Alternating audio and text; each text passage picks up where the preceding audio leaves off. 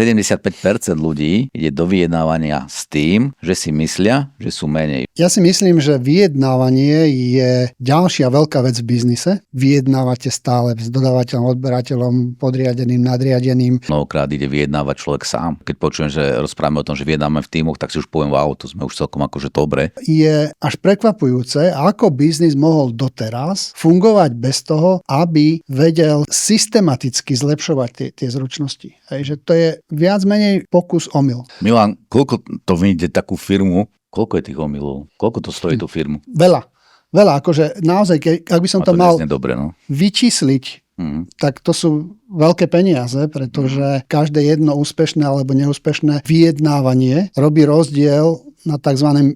Bottom line impact, to znamená na tom profite. Policajní krízoví vyjednávači si vedú určitú štatistiku, ako sú úspešní. Táto štatistika vykazuje čísla niekde na úrovni 97% úspešnosti pri nasadení. Zober si, že sú malé vyjednávania, na ktorých veľmi záleží, lebo to je firemná kultúra napríklad, ako sa zadávajú úlohy, ako sa prijímajú a tak ďalej, na čom stojí úspech firmy. A potom sú vyjednávania, kde riešiš obchod, keď sa predáva, kupuje firma, alebo kupuje pozemok, napríklad v mojom prípade, a to sú desiatky miliónov.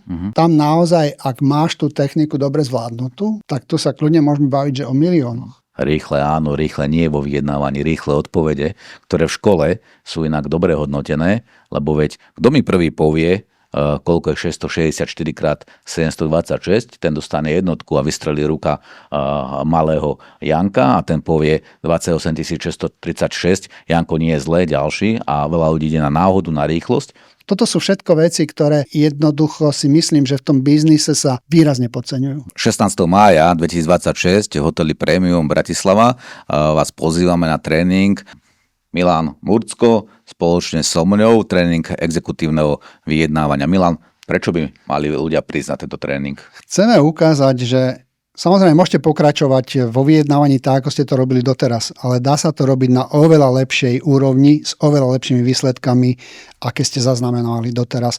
A netreba na to ani veľa času, ani veľa investícií, aby ste zlepšili výsledky firmy práve tým, že zvládnete metodológiu vyjednávania. Viac informácií na www.mariobajs.sk.